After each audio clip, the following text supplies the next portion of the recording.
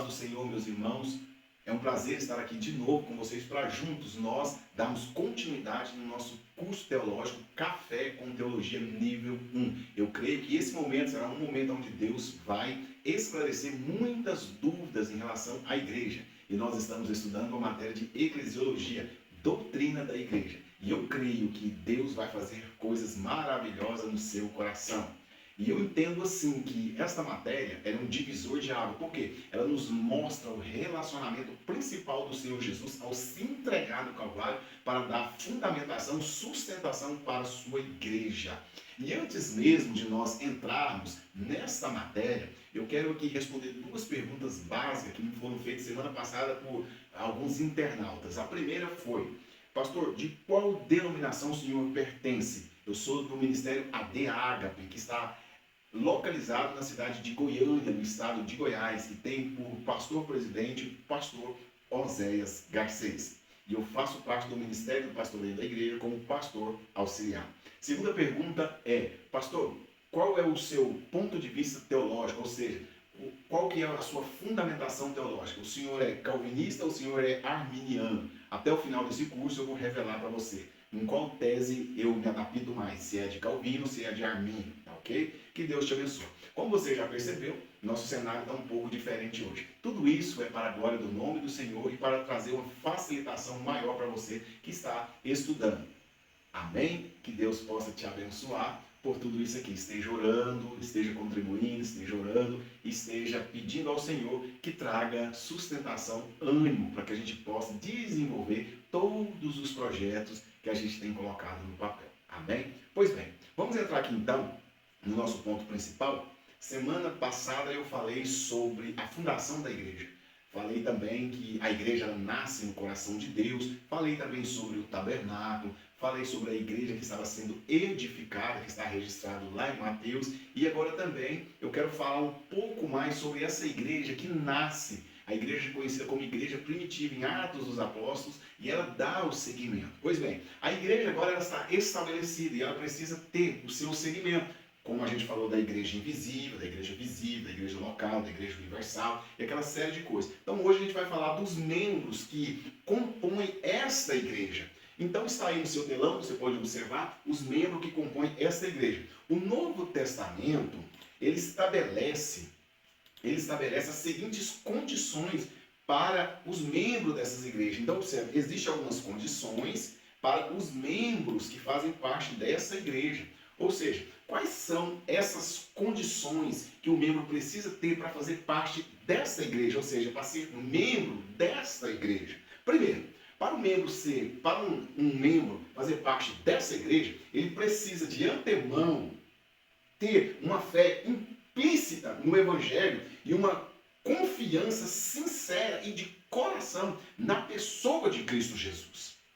Por quê? Essa fé implícita no Evangelho e essa confiança sincera que ele vai ter de coração em Cristo Jesus que vai gerar nele essa chave para que ele possa ser membro dessa igreja. Observe, quando você observa a palavra de Deus, Atos, capítulo 16, verso de número 31, ela vai nos dar um direcionamento. Ela vai dizer o quê? Crê no Senhor Jesus e será salvo tu e a tua casa. E a Bíblia então vai dizer o que mais? A partir do momento que eu tenho essa fé genuína, essa fé verdadeira no Evangelho, essa confiança sincera, que é de coração, eu passo a ter o direito de fazer parte desse corpo. E fazendo parte desse corpo, automaticamente também, já é gerado em mim o processo da salvação. Porque a salvação é mediante a graça. Efésios 2:8, todos nós sabemos disso. E eu também preciso submeter ao processo do batismo nas águas, para que isso venha gerar um testemunho desta fé genuína que foi depositada na pessoa do Senhor Jesus. Então, o primeiro requisito é ter uma fé implícita no Evangelho e no Senhor Jesus Cristo. Segundo, eu preciso me submeter ao batismo nas águas para que isso venha servir para mim como um testemunho e um símbolo da minha fé em Cristo. E terceiro, eu preciso confessar verbalmente essa fé. Ou seja, confessar verbalmente essa fé é aceitar de fato a pessoa de Cristo Jesus na minha vida. Romanos capítulo 10, verso de número 9 e verso de número 10 está registrado isso claramente sobre isso. Com a sua boca você precisa fazer esse confessamento, verbalizar isso, para que isso possa servir de testemunho para você. Então, quando nós observamos aqui, vamos dar uma olhadinha rapidinho aqui, eu gosto muito desse texto, Romanos capítulo de número 10, Romanos capítulo de número 10, verso de número 9, olha o que o texto vai dizer para a gente, 10, 9. Se com a tua boca confessares Jesus como Senhor, em seu coração crer que Deus o ressuscitou dentre os mortos, então você será salvo. Então essa confissão, verbalmente, quando você confessa isso, essa fé que é gerada dentro de você, vai dar o direito de você fazer parte do membro da igreja e receber esse processo de salvação em Cristo Jesus. Então, os membros da igreja, basicamente, eles precisam o quê? Eles precisam crer, ter uma fé genuína e verdadeira em Jesus, fazer esse processo de confissão verbalmente e depois se submeter ao batismo para que sirva de testemunho da sua fé genuína em Cristo Jesus. Então, esses pontos é para se tornar um membro da igreja. Ok? Porque no princípio, praticamente todos os membros da igreja eram o quê? Era verdadeiramente regenerado. E todos os dias o Senhor acrescentava à igreja aqueles que iam sendo salvos. A igreja começa assim, em Atos 2:47, ela vai começar assim, e diz que o Senhor acrescentava todos os dias à igreja aqueles que iam sendo salvos. Então, a partir do momento que você tem esse processo de confissão, que você tem esse processo de acreditar, ter uma fé genuína na pessoa de Cristo, e cumprir Atos 16:31, que você crê no Senhor Jesus, e toda a tua casa, você vai ser salvo, você passa por esse batismo, reconhecendo esse testemunho público, automaticamente, você está apto, você está pronto para fazer o quê? Para você ser membro da igreja. Porque a igreja, ela faz parte do corpo de Cristo. A igreja é o corpo de Cristo. Então você vai fazer parte do corpo de Cristo. Entendeu? Porque quando você toma essa decisão, você entra na igreja, você não entra simplesmente para ter o seu nome num hall de membro. Não. Você entra na igreja para ter o seu nome escrito no livro da vida. Você entra na igreja com esse propósito. Você não entra na igreja simplesmente para ser arrolado como hall de membro, não. Você não entra na igreja simplesmente para fazer parte de uma associação com CNPJ, não. Você entra na igreja porque você reconhece esse evangelho da graça que te alcançou, os propósitos de Deus que te alcançou. Em contrapartida, a graça redentora vai te resgatar desse reino de treva e vai te transferir para um reino de luz. E a partir desse momento você vai ter a liberdade de fazer parte do corpo de Cristo como membro dessa igreja. Então você passa o quê? Você passa a ter direito nessa proposta de salvação por meio de Cristo Jesus e por meio do seu sacrifício. Então, praticamente, você observa que isso é fundamental para nós organizarmos as nossas vidas. Por quê? A proposta do Senhor é escrever o nosso nome no livro da vida. Essa é a proposta do Senhor. Quando você se converte ao Senhor e passa por todos esses processos, seu nome é escrito no livro da vida. Ou seja, Ele está te dando o direito dessa salvação.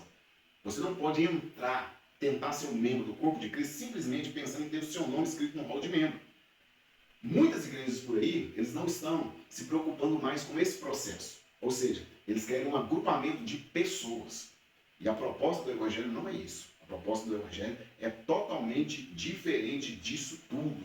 Amém? Então, os membros da igreja, a Bíblia vai dizer o quê? Que para ser membro da igreja, eu tenho que ter algumas condições. Primeiro, eu preciso crer nesse Evangelho. Eu preciso ter uma fé nesse Evangelho. Eu preciso formalizar verbalmente, como Romanos 9, capítulo 10, verso 9 e 10. Eu preciso ter o quê? Eu preciso passar por um processo de batismo mediante um testemunho público de reconhecimento da minha fé. Claro, abro um parênteses aqui e deixo algo registrado aqui, que o batismo não está atrelado à salvação. De maneira nenhuma, o batismo não está atrelado à salvação. Tá ok? Pois bem, vamos mais um pouco. Falando ainda desse processo da eclesiologia, doutrina da igreja, nós entendemos que essa igreja, quando ela é fundamentada, principalmente a igreja conhecida como igreja antiga, ela conserva e ela tem algumas obras e ela precisa manter de pé essas obras. Qual é a importância dessas obras? Essas obras têm uma importância fundamental dentro desse processo. Por quê? Quando Cristo ele morre e ressuscita, ele deixa um padrão para nós. Um padrão que deve ser seguido, um padrão que deve ser obedecido. Então, A obra do Senhor, ela tem alguns pilares. E esses pilares, eles precisam ser conservados. Por quê? São eles que sustentam a palavra do nosso Deus. Em contrapartida, nós precisamos entender isso claramente. Dentro da obra da igreja, o primeiro pilar de suma importância, claro, temos vários pilares dentro desse processo da obra da igreja. Mas o pilar principal de sustentação é a pregação da salvação. Igreja que não prega a salvação, essa igreja ela está passando por um problema muito grande. Ela precisa voltar às práticas da palavra do nosso Deus. Por quê? A obra da igreja é pregar o evangelho a toda criatura. Pregar o evangelho a toda criatura. Esse é o propósito fundamental. Quando Cristo, em Mateus 28, 19 e 20, ele disse bem claro: ide e pregai o evangelho a toda criatura. Todo aquele que crê e for batizado será salvo. Não foi isso que ele disse? E aquele que Jesus disse ali, ele disse todos. Então nós precisamos entender que o evangelho precisa ser alcançado a toda criatura. E nós temos observado que nesta geração as igrejas estão com dificuldade de pregar a salvação.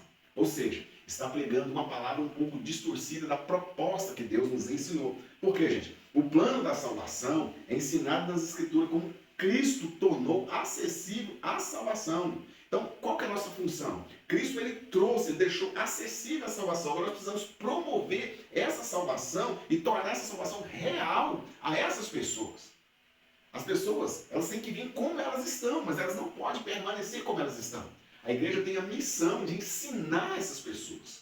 Essa é a função, esse é o pilar da igreja. A gente tem que pregar a salvação, que é mediante a graça, Efésios 2,8, mas nós precisamos mostrar para essas pessoas que essas pessoas precisam ter alguns meios de busca, alguns meios que eles precisam se organizarem para manter esse relacionamento, essa intimidade, essa comunhão. E isso é papel da igreja. Dentro da eclesiologia, a função, que é a doutrina da igreja, é ensinar esses membros como se comportar dentro desse processo. Por exemplo, a obra da igreja é pregar o evangelho a toda criatura. Mas quando fala a obra da igreja, ela não está se referindo simplesmente a pastores, obreiros, não. Ela está falando um todo, é um todo. Todos devem pregar o evangelho da graça. Todos devem anunciar, ou seja, eu preciso multiplicar aquilo que outrora veio sobre a minha vida. Se Cristo me resgatou do reino das trevas, me trouxe para o reino da luz, gerou em mim uma libertação, trouxe em mim uma graça, e hoje eu sou liberto, eu sou convicto, eu tenho certeza da minha salvação, então eu preciso replicar isso, eu preciso multiplicar isso, eu preciso levar isso para a vida de outras pessoas. Então Jesus, quando ele ensina sobre a obra da igreja, estava dizendo: olha,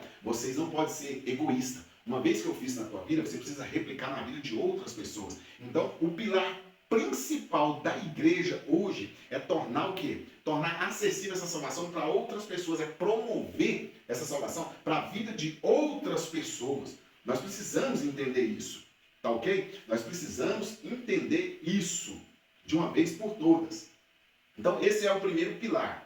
O segundo ponto principal que nós, como igreja, nós devemos fazer é promover meios de adoração. Assim também a igreja deve ser uma casa de oração para todos os povos, onde Deus é cultuado em adoração, oração e testemunho. Então é nossa função promover meios de adoração. É nossa função, como membro do corpo de Cristo, nós devemos promover meios de adoração. Isso é nosso papel, promover meios de adoração. Assim também a igreja deve ser uma casa de oração para todos os povos. Por quê? A igreja ela precisa ser uma casa de oração, um lugar onde é cultuado. Eu não posso, como igreja, fazer separação. Eu não posso, como igreja, trazer uma restrição para algumas pessoas. Não, eu não posso. Ou seja, a igreja precisa ser um local onde eu vou promover meios de oração, onde eu vou promover meios de adoração, testemunho e assim sucessivamente. Por quê? O que nós observamos por aí, que existem algumas igrejas que fazem restrição a esse processo. E esse processo é um processo que Deus não agrada. Por quê? O primeiro processo da sua obra, que nós estávamos falando, é pregar a salvação para as pessoas. Segundo, é promover meios de adoração para essas pessoas. Terceiro, é promover uma comunhão religiosa. A igreja provê uma comunhão religiosa baseada aqui na paternidade, ou seja, que Deus, ele é o Pai de todos nós. Ou seja, eu preciso entender que a igreja é um local onde eu reconhecer essa paternidade de Deus. De fato, eu preciso reconhecer isso dentro dessa casa. Então, é um modo de eu promover essa comunhão, ou seja, eu preciso entender que essa comunhão ela é essencial. Eu não posso ter o quê? Essa divisão. Eu não posso ter grupos dentro de igreja. Eu tenho que promover essa comunhão entre todos, independente de qualquer situação, irmãos. Eu preciso promover, por quê? Eu preciso mostrar que Deus é o Pai de todas aquelas pessoas que estão ali. Deus não é pai de umas e padrasto de outras, não. Deus é pai de todos. E o pai, ele corrige da maneira necessária. E a correção, ela é necessária mediante a esse processo. Então eu preciso ter cuidado disso. Eu preciso promover comunhão religiosa entre essas pessoas. Glória a Deus. Então, só para a gente recapitular, a obra da igreja ela é baseada em quê? Em alguns pilares. O primeiro pilar é a pregação a salvação. Eu preciso pregar a salvação para essas pessoas, gerar meios para que essas pessoas venham alcançar esse projeto. Segundo, promover meios de adoração. Terceiro, promover comunhão religiosa. Então nós vamos entrar num outro assunto agora. Esse outro assunto é o quê? A ordenança da igreja. Uma vez que eu entendo agora que para mim ser membro desta igreja eu preciso o quê? Passar pelo processo de reconhecimento do evangelho, verbalizar pela fé que esse Cristo me resgatou por meio do seu sacrifício. Terceiro, passar por um batismo para reconhecer como testemunho a minha fé publicamente. Agora eu entendo o quê? Que uma vez que eu sou membro do corpo de Cristo, eu preciso o quê? Dar seguimento nessa obra de Cristo. Qual que é? Pregação da palavra do Senhor, promover meios de adoração, promover meios de comunhão, como servo do Senhor, como discípulo do Senhor. Só que eu também tenho que entender que o Senhor ele deixou o quê? Ele deixou as ordenanças da igreja para que seja o quê? Para que seja estipulada, para que seja colocada em prática, em ação. Dois pontos principais nós separamos aqui. O primeiro ponto, nós separamos aqui o batismo. O segundo, nós chamamos o quê? A ceia do Senhor. Nós entendemos que existem vários pontos principais, mas esses dois pontos aí é o que a gente quer discutir hoje, que é a ceia e que é também o batismo. Alguém vai dizer por aí, algumas igrejas da hipergraça, supergraça, mega graça por aí, que esses dois processos eles foram abolidos. Ou seja, eles querem dizer que esses dois processos, tanto o batismo quanto a ceia do Senhor, eles são segmentos da lei. Mas, na verdade, quando nós vamos fazer uma busca minuciosa no Novo Testamento, nós vamos entender o quê? Que, de fato, esses dois pontos principais que nós vamos abordar aqui, tanto o batismo como a ceia do Senhor, foi instituído pelo Senhor. Não tem como a gente fugir dessa prática, não tem como a gente mudar esse processo. Por exemplo, o cristianismo no Novo Testamento não é uma religião ritualista. A essência do cristianismo é o contato direto do homem para com Deus por meio de quê? Do Espírito Santo. Então você observa que o Antigo Testamento era ritual. No Novo Testamento, não tem mais esse processo de ritualista. Ou seja, a essência do cristianismo é o contato direto entre quem? Entre homem e Deus, por meio desse intermediário que é quem? O Espírito Santo. Então, o Espírito Santo, ele tem a função de direcionar esta igreja. A igreja que é direcionada pelo Espírito Santo é uma igreja que agrada a Deus. Por quê? O Espírito Santo, ele é aquele que faz o quê? Ele faz todo esse processo de organização, de comunhão e de trabalho. Nós estudamos isso em pneumatologia, a doutrina do Espírito Santo, e a gente descobriu a função do Espírito Santo. Porque, na verdade, que Jesus falou que é necessário que eu vá. Porque se eu não for, ele não pode vir. Quem? O Espírito Santo. Que o mundo não conhece, não pode receber. Então, quando Jesus cumpre o seu ministério e vai para o Pai, o Espírito Santo vem, então o Espírito Santo ele toma o controle. Ele toma o controle das nossas vidas, então ele passa a nos orientar dentro desse princípio. Glória a Deus por isso. Então, olha bem, duas cerimônias essenciais que foram divinamente ordenadas. Primeiro, o batismo e segundo, a ceia do Senhor. Então essas duas coisas, que nós chamamos de coisas sagradas, ou esses juramentos consagrados por um rito sagrado, também são o quê? São mencionados como ordenanças. Por quê? São ordenadas pelo próprio Senhor. Se você observar que o batismo nas águas, ele é o primeiro degrau, de um começo, de uma vida espiritual. Todo mundo, quando passa por esse processo do batismo, ou seja, que ele tem esse reconhecimento público da sua fé genuína no Senhor Jesus, ele começa a dar o seu primeiro o quê? O seu primeiro passo, o seu primeiro ingresso na sua vida espiritual. E a ceia do Senhor, ela é o quê? Ela é uma continuação desse processo. Você observa que a Bíblia vai narrar vários fatos. Paulo mesmo vai dizer assim, ó, eu vou dizer para vocês aquilo que eu aprendi com o Senhor Jesus. Ou seja, o Senhor Jesus, na noite que foi traído, tendo dado graça, pegou o pão a partir disso, esse é o meu corpo que é a partir para vós. Ou seja, Jesus, ele traz essa instituição. E quando nós pegamos essa simbologia de Êxodo, capítulo de número 12, a gente vai ver que ali houve a primeira festa da Páscoa, ali, a festa de Pêssah. Essa festa ali, ela já dá o quê? Uma identidade, ela aponta para esse processo. Então eu acho muito interessante esses dois princípios, tanto o batismo quanto a ceia do Senhor. O batismo ele é administrado uma vez somente. Por quê? Porque ele é o começo da nossa vida espiritual. Só uma vez. E nós observamos que o segundo, que é a ceia do Senhor, ela é administrada frequentemente. Por quê? Ela sempre vai estar nos ensinando que a vida espiritual ela deve ser alimentada diariamente. O batismo é só uma vez. Agora, a ceia do Senhor é algo muito frequente. Ou seja, essa ceia ela vai ter continuidade. Ela sempre, por quê? Isso aponta que sempre ela vai estar gerando um novo alimento, um novo fortalecimento em nossas vidas. Pois bem, ainda falando aqui sobre esse primeiro passo aqui, que é o batismo, você vai observar o seguinte, que o modo ele é um pouco complexo. Por que ele é um pouco complexo? Porque existe o batismo que é aspersão e o batismo que é a imersão.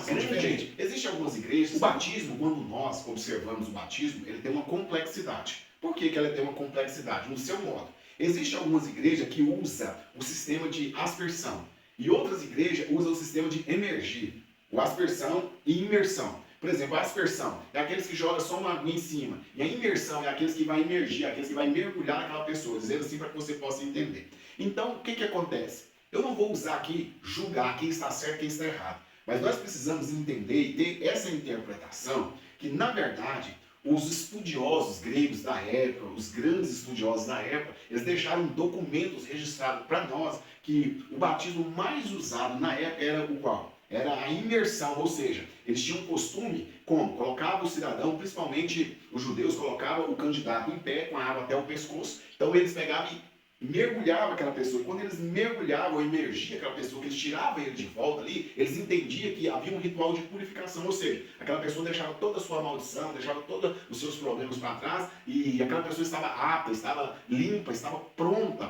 para seguir uma nova aliança. Então os escritos, relatos, é bem claro a esse respeito aí. Só que, na verdade, existe também algumas igrejas que trabalha também com, principalmente nos dias atuais, não quero citar nome aqui de nenhuma, mas que trabalha com esse sistema de dispersão.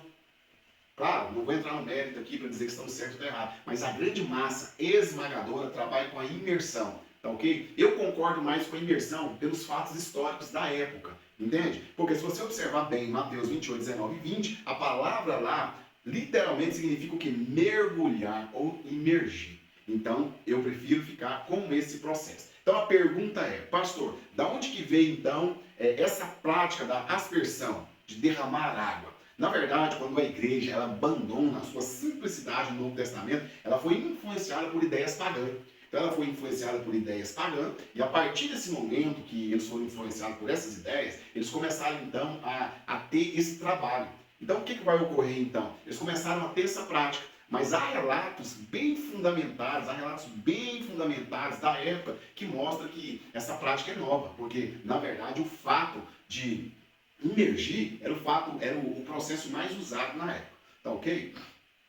Pois bem, existe também uma discussão muito grande em relação à forma. Por exemplo, não vou citar nome de igreja, mas existem igrejas que na hora do seu ato de batismo, quer dizer assim, eu te batizo em nome do Pai, do Filho e do Espírito Santo, que está registrado em Mateus 28, 19. E já tem igreja que cumpre Atos 2, 38, eu te batizo em nome de Jesus. A pergunta é, qual é a fórmula correta? De Mateus 28, 19 ou a de Atos 2, 38? Existe um documento do Didatique, cerca de mais ou menos 100 anos do ano corrente de Cristo, naquela época, que ele é bem claro para nós mesmos, que algumas pessoas batizavam no nome do Senhor Jesus, mas o documento escreve bem claro que no final desse batismo, a forma que eles usavam era uma forma trinitariana, ou seja, eles acreditavam e eles usavam também o processo do Pai, do Filho e do Espírito Santo. Seria mais ou menos assim, então. Essa diferença entre Mateus 28, 19 e Mateus 2,38 não tem nenhum tipo de contradição entre esses dois textos. Seria mais ou menos quando Paulo vai dizer que Israel foi batizado no Mar Vermelho em Moisés. Ele não se refere a uma forma que pronunciasse na ocasião. Ele simplesmente quis dizer que por causa da passagem milagrosa de Moisés no Mar Vermelho, os israelitas aceitaram Moisés como seu guia, mestre, enviado do Senhor para redimir aquelas pessoas. Então, Atos 2,38, eles estavam mais ou menos usando esse termo aqui, ou seja, eles estavam batizando em nome do Pai, do Filho e do Espírito Santo, mas estavam reconhecendo Jesus por quê? Pelo ato glorioso que eles estavam recebendo ali naquele momento, tá ok? Então depois a gente pode explicar isso com mais calma, porque senão vai ficar muito grande a nossa aula, e como nós estamos no curso nível 1, tem coisas que a gente precisa se aprofundar mais, tá ok? Observe, o recipiente. O recipiente é algo muito importante também, dentro dessa ordenança do batismo. Todos os que sinceramente se arrependeram de seus pecados, professaram a fé no Senhor Jesus, são elegíveis para o batismo. Na igreja apostólica, o ritmo era acompanhado das seguintes expressões. Observe, os recipientes, todos os que sinceramente se arrependem de seus pecados, professam a fé no Senhor Jesus, são elegíveis para o batismo. Por exemplo, existem nos nossos dias atuais aquelas pessoas que trabalham a ideia, quem está preparado para o batismo, quem não está, quem está, quem não está, eu não estou, você está, você não está. Então, quem está preparado para participar de um batismo? Todos aqueles que, primeiro, sinceramente se arrependem de seus pecados. Segundo, e que professam sua fé no Senhor Jesus. Esses sim estão elegíveis para ser batizados. Esses são os critérios para participar do batismo do Senhor Jesus. Essas pessoas, tá ok? Então não tem muito segredo disso aqui não. Pastor, ser batizado para participar da ordenança da igreja, será que tem alguma eficácia? Ou será que simplesmente eu participo de um batismo para cumprir um protocolo da igreja? Por quê? Se cria tanta teoria do batismo, e a gente vai observar a Bíblia, é algo muito simples. Por exemplo, alguém prega que batismo está ligado à salvação. Alguém prega por aí. Não vou citar nomes aqui, mas, na verdade, o batismo nas águas, ele não tem poder para salvar. Não tem poder para salvar, porque a salvação não é por meio do batismo, é por meio da graça mediante a fé. As pessoas são batizadas, põe isso na sua cabeça, as pessoas são batizadas não para serem salvas. As pessoas são batizadas porque elas já são salvas. Elas só vai declarar publicamente. Só isso. Elas não se batizam para ser salvas. Elas vão batizar porque elas já são salvas. Então, a eficácia do batismo é isso. Então, precisa entender isso de uma vez por todas.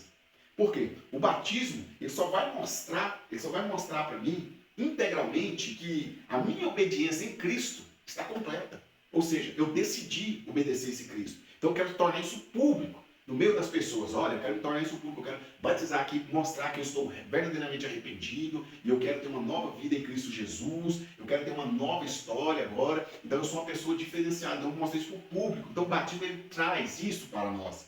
Ou seja, o batismo também, ele gera o quê? Um significado. Ele gera um significado muito forte para nossas vidas. Por quê? Porque quando eu desço dentro de um tanque batismal, eu estou mostrando o quê? Eu estou mostrando que a partir daquele momento eu estou morrendo para o mundo. Estou o quê? Estou sendo trazido de volta uma nova pessoa espiritualmente falando. Eu estou deixando aquela velha natureza, eu estou deixando aquela velha prática, eu estou deixando aquela nova história, estou mostrando para aquelas testemunhas que agora eu preciso ter o quê? Eu preciso ter uma nova ideia em Cristo Jesus. Eu preciso ter uma nova conversão. Eu estou reconhecendo agora que Cristo, ele trouxe toda a conquista para mim na sua morte, na sua ressurreição, e está sendo gerado dentro de mim. Então, o batismo, ele traz esse significado para nós. Eu acho lindo isso, sobre essas questões.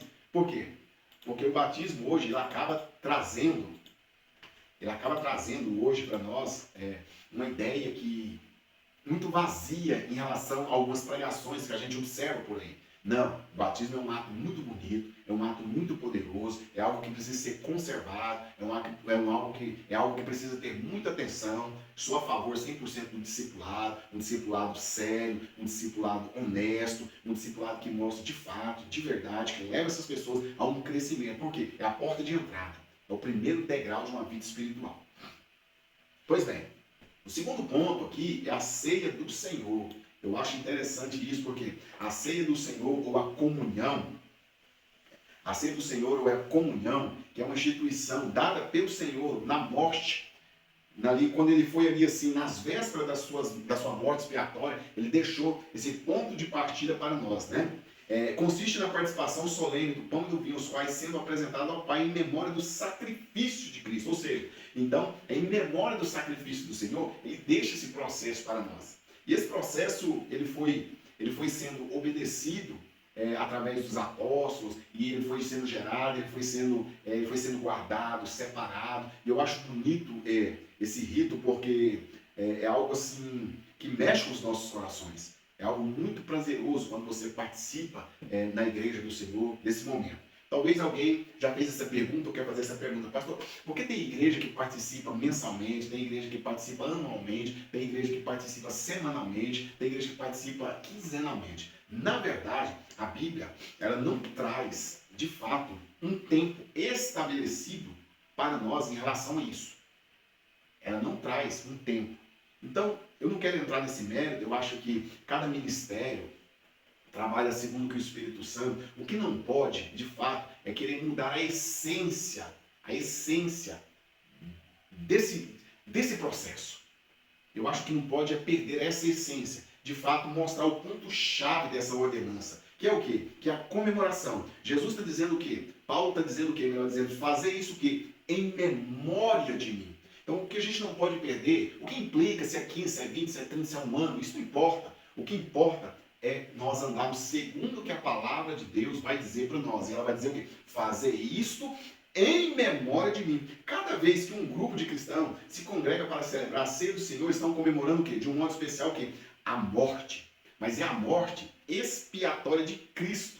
E esta morte, ela faz o quê? Ela traz uma libertação, irmão. Glória a Deus. A morte de Cristo. Então, quando eu participo desse ato, eu estou dizendo o quê? Olha, eu estou comemorando de um modo todo especial a morte de Cristo. A morte expiatória, ou seja, a morte que me deu essa liberdade, que me libertou desse pecado, que me libertou desse sofrimento. Amém? Por que nós devemos recordar a sua morte mais do que qualquer outro evento de sua vida? Porque a sua morte foi o evento culminante de seu ministério. Porque somos salvos, não meramente por sua vida e seus ensinos, embora seja divino, mas por causa do seu sacrifício. Então nós somos salvos, irmãos, mediante esse processo expiatório. Então, a comemoração da ceia do Senhor, ela precisa o quê? Ela precisa ser analisada e ela precisa ser o quê? Conservada, fazer isso em memória do Senhor. E nós devemos celebrar a sua morte, porque através da sua morte a gente passou a ter vida. A gente passou a ter o quê? A gente passou a ter algo prazeroso em Deus. Glória a Deus. Mas quando ele organiza isso, ele diz o que? Olha, isso tudo tem processo. E esse processo nós chamamos isso de quê? De instrução. Ele deixou uma instrução bem clara para Paulo. Por quê? Porque a ceia do Senhor é uma lição objetiva que expõe o quê? Os dois fundamentos principais do Evangelho. Então, a ceia do Senhor não pode ser organizada de qualquer maneira. A ceia do Senhor não pode ser organizada de qualquer jeito.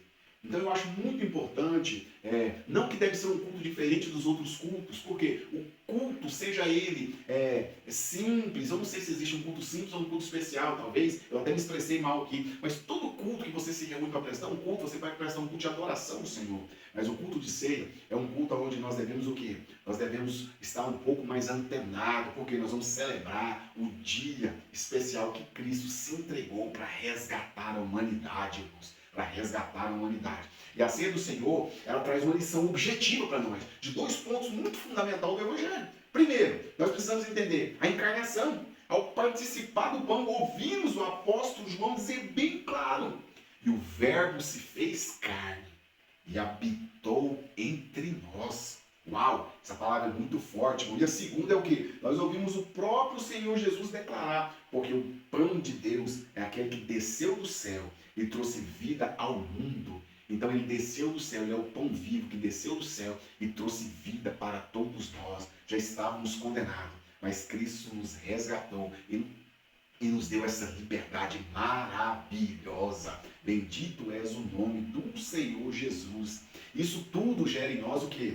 Isso tudo que a ceia do Senhor gera em nós o quê? Uma inspiração divina. Por quê? Esse elemento, especialmente o vinho, nos faz lembrar que pela fé podemos participar, irmão, da natureza de Cristo. Ou seja, participar da natureza de Cristo é ter comunhão com Ele. Glória a Deus. O sangue de Jesus, irmãos, gera comunhão com Ele, é uma ligação entre nós e Ele, nós podemos participar da natureza dele. Por quê? A Bíblia vai dizer que aquele que não participa do corpo e do sangue do Senhor não pode ter vida com Ele. Então é de suma importância você participar do corpo e do sangue, porque o corpo e o sangue de Jesus nos faz esse elo, nos traz essa alegria, nos leva de volta a essa natureza. Ou seja, participar do pão e do vinho, da ceia do Senhor, esse ato nos recorda o quê? Ele nos assegura que pela fé podemos verdadeiramente receber o quê? O Espírito de Cristo e ser o quê? O reflexo do seu caráter. Glória a Deus por isso, irmãos. Ou seja, é maravilhoso. Então, a ceia do Senhor, ela traz essa inspiração para nós. Ela traz esse desejo. Você observa que tudo está ligado a um processo. Primeiro, eu reconheço o Evangelho. O Evangelho, então, me leva para dentro desse processo. E quando eu estou dentro desse processo, eu recebo o quê, irmãos? Eu recebo a graça dele dentro de mim, o direito da salvação. Agora, de uma forma pública, eu vou fazer o quê? A verbalização de Romanos 10, 9, reconhecer o Senhor Jesus. Então, eu tenho o direito o quê? De resgatar outras pessoas, Atos 16, 31, crer no Senhor Jesus. E a partir desse momento, eu faço uma fé pública, eu mostro para todas as pessoas como testemunho, através do batismo, que eu estou sendo o quê? Que eu estou sendo preparado. Agora eu estou sendo preparado. Aí Jesus vai dizer o quê? Olha, existem algumas obras que a minha igreja precisa fazer. É pregar a salvação. Então eu começo a replicar isso para outras pessoas, pregar essa salvação, trazer outras pessoas para o reino de Deus. E isso é muito importante. E agora eu começo a participar desse momento solene, que é o batismo, que é a ceia do Senhor, que me leva para um nível espiritual mais elevado, porque o batismo é a porta de entrada e a ceia é a manutenção da minha vida espiritual diariamente, porque todas as vezes que eu participo dessa ceia, eu reconheço a cruz de Cristo e o Calvário. Isso me faz lembrar, isso me dá força, isso me dá energia, isso me dá ânimo, isso me dá mais ousadia, me dá mais coragem. Então a ceia do Senhor é algo fundamental e é uma inspiração para a minha vida. E além disso tudo, ela traz o que para mim também? Ela traz um processo de segurança. Por quê? Porque esse é o caso do Novo Testamento do meu sangue, 1 Coríntios 11, 25. Nos tempos antigos, a forma mais solene de aliança era o quê? O pacto de sangue, que era selado ou firmado com o sangue do sacrifício. Por quê? Quando você observa Êxodo, capítulo de número 24, 38, eu acho que está até aqui, eu estava até falando semana passada, o que vai acontecer? Moisés, ele toma uma bacia cheia de sangue, a metade ele põe no altar e a outra metade ele joga no povo. E a partir daquele momento, cumpre-se o quê? Cumpre-se um contrato, ou seja, Deus garante aquele povo por meio do sacrifício do seu sangue. Não é diferente, irmãos. A segurança que eu tenho em Deus, representada ali pela forma da santa ceia do Senhor, é algo muito fundamental. Romanos 3, 25, 26 diz que o quê? Que o sangue de Cristo é o quê? É a garantia de vida sobre a minha vida, pelo seu misericordioso amor, que ele gera em nós o arrependimento. Isso é o contrato expiatório de Cristo para com as nossas vidas. E ele não quebra esse contrato. Então a ceia, ela traz o quê? Ela traz essa segurança para nossas vidas, né? Ela traz algo fundamental. Talvez você está passando aí na sua mente agora, se eu tivesse a oportunidade, eu ia perguntar ao pastor. Por quê? Todo mundo tem uma pergunta na mente em relação à ceia do Senhor, sobre as suas responsabilidades. Aonde, pastor? Sobre as suas responsabilidades. Quem deve ser admitido ou excluído da mesa do Senhor? Ou seja, quem deve participar e quem não deve participar dessa mesa? É uma pergunta que todos têm vontade de fazer ao seu pastor da sua igreja. E isso é muito mal explicado nos dias atuais. Eu já convivi com pessoas que no culto de Santa Ceia, para ele não é mais uma alegria, é um tormento, porque isso gera medo, isso gera espanto, isso gera preocupação, por falta de mau entendimento da palavra. 1 Coríntios 11, 20 ao 34, quer dizer, vem cá, Paulo trata da questão dos que são dignos dos sacramentos e daqueles que não são dignos, ou seja, Paulo vai dizer, vem cá, portanto, qualquer que come este pão, bebe esse cálice do Senhor, indignamente será culpado do quê? Do corpo e do sangue do Senhor. Isso quer dizer que somente aqueles que são dignos podem chegar na mesa do Senhor? É uma pergunta que eu faço para você, talvez é o que vai passar no seu coração agora. Somente aqueles que são dignos podem passar na mesa do Senhor? Então a pergunta que eu quero fazer para você, então todos nós estamos excluídos. Por quê? Porque dentre os filhos dos homens na terra não existe ninguém que é digno, porque todos estão excluídos, todos estão debaixo desse pecado. É o sangue de Jesus que nos resgatou, irmão, desses pecados. Então o apóstolo está querendo falar o quê? Acerca da indignidade das pessoas, mas da indignidade das ações. Ou seja, Paulo não está dizendo que sobre essas questões, Paulo está dizendo das ações. Ou seja, sendo assim, por estranho que pareça, é possível que as pessoas indignas participem dignamente. E, em certo sentido, somente aqueles que sinceramente sentem a sua indignidade estão aptos para se aproximar da mesa. Os que se justificam a si mesmo nunca serão dignos. Ou seja, se você tentar justificar você mesmo perante a mesa, você nunca vai ser digno. Ou seja, você reconhece que você não é digno de participar daquela mesa.